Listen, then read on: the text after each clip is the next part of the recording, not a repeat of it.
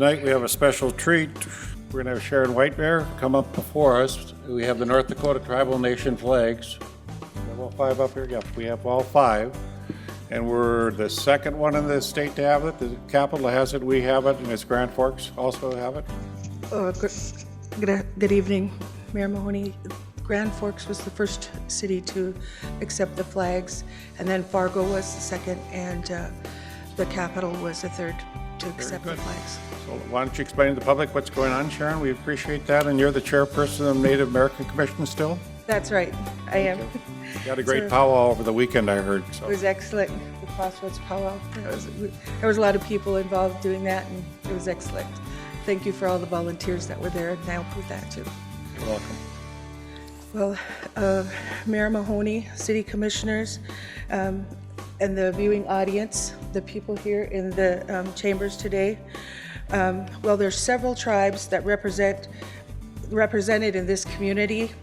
Each of these flags here represents one of the 5 federally recognized tribal nations within North Dakota. And last year, Mayor Mahoney accepted these flags on October 8th, 2018 as part of a community 3rd annual Indigenous Peoples Day recognition. And so at this time I'll have a representative from each tribe explain what the each flag is representing. So the first one that we have is Joe. Mayor Mahoney, commissioners, ladies and gentlemen, good afternoon. My name is Joe Williams. I'm a member of the Sisseton Wahpeton Oyate and a resident here in Fargo. The blue flag of the Sisseton Wahpeton Oyate, as you can see up here, is representative of 2 bands of the Asante people, the Sisseton people and the Wahpetuan bands. And we have actually, we have 2 different versions of the flag here. The first, what you see here is the first version, the Sioux tribe flag. This was an earlier version, and this, the Oyate, the people had changed the flag to the Sisseton Wahpeton Oyate flag later on. The term Sioux is a Chippewa and French term, which means snake, which implies they're not trustworthy, and the Oyate decided they didn't want to have an untrustworthy title on their flag, so they changed it to Oyate. And it just means people are banned or Dakota Nation. The graphic that you see up there is the blue triangle. It represents the boundaries of the Lake Travis Reservation, which was established in 1867. The 7 red teepees up there are representatives of the 7 districts within the boundaries of the reservation. Those are Long Hollow, Old Agency, Big Coulee, Enemy Swim, Heipa, Buffalo Lake, and Lake Traverse. Thank you very much. Thank you. And the next flag we'll have is the Mandan, Hidatsa, and Arikara Nation.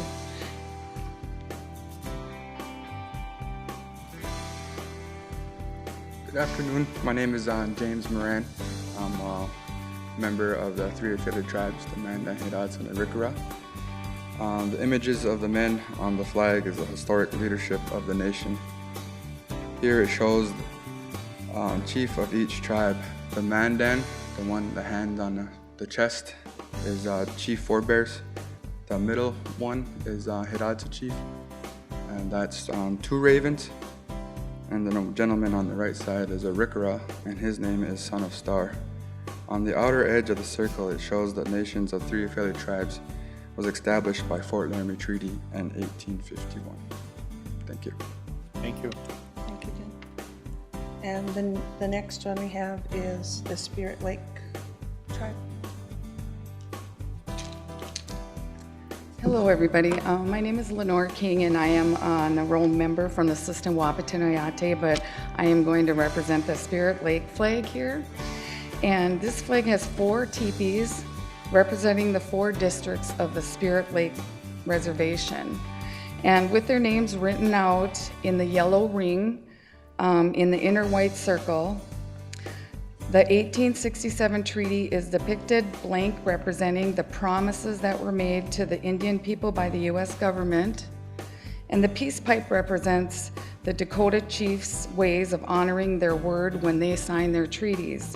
The sword and war bonnet there represent peace agreements between the United States Army and the Dakota Warriors. Thank you. Thank you. And the next one we'll have is from the Turtle Mountains. Anna? Hello, my name is Anna Johnson. I'm from the Turtle Mountains, an enrolled member, and I'm also one of the commissioners on the Native Commission. This flag shows Chief Littleshell with a pipe and a hatchet, symbolizing peace and defense. The Red River cart represents the Métis. The 4 teepees represent the reservation's 4 districts. It also shows the sacred circle with the 4 directions, and the turtle with yellow, red, black, and white. Written in black text are also the teachings of the 7 grandfathers: wisdom, love, respect, bravery, honesty, humility, and truth.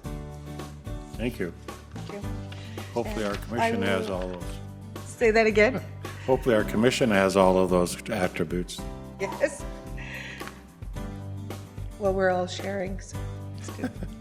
And then I will speak for the Standing Rock flag. The flag of the Standing Rock features a tribal, let's get there first. Features a tribal seal in the center, which contains a circle of 8 white teepees representing the 8 districts of the reservation: Long Soldier, Cannonball, Wakpala, Kennel, Running Antelope, Bear Soldier, Rock Creek, and Porcupine. The ring of teepees surrounds a yellow disc depicting the Standing Rock on its red pedestal.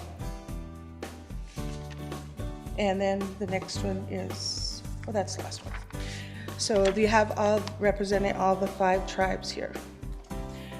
Right now, in honor of these flags, we'd like to have a representative, Guy Fox, who's also on the commission,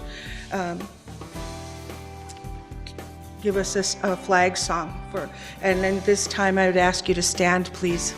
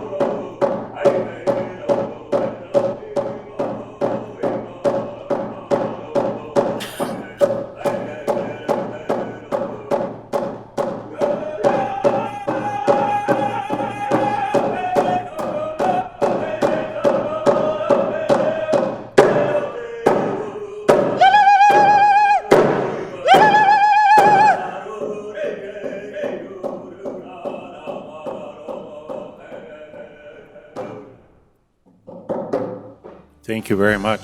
Thank you.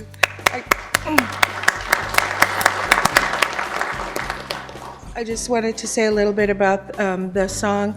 During World War II, 2 Arikara soldiers were standing guard at 2 separate foxholes when they heard the sound of the wind that brought a melody to each one of them. When they returned home, they came together to hear that they had both heard this song. And so some of the other men there in the tribe helped them to create the words to this and brought the song. This song is seen or used all over the world in the United States by many tribes as their flag song as well. So we're pretty proud of that. So in closing, commissioners, we are honored to present our tribal flags to the city of Fargo today. It demonstrates a willingness of our city and tribal governments to work together. These 5 flags are represented year-round outside the mayor's office, is where you can see them. But today they will hopefully now from the end of November, they will be out in the front hallway here being represented. And one of the things I'd just also like to thank James Moran and Gary Snow for putting up the teepee here today outside from the MHA Nation Tourism. And the other thing I have is everyone is invited to join next Monday on the 14th, Indigenous Peoples Day, for a free community-wide Indigenous Peoples Day meal and powwow. And that's going to be at the Moorhead High School. This past, a few months ago, the city of Moorhead also passed a resolution to recognize that day as Indigenous Peoples Day. So we'd like to get together with them and support them as well. So thank you very much.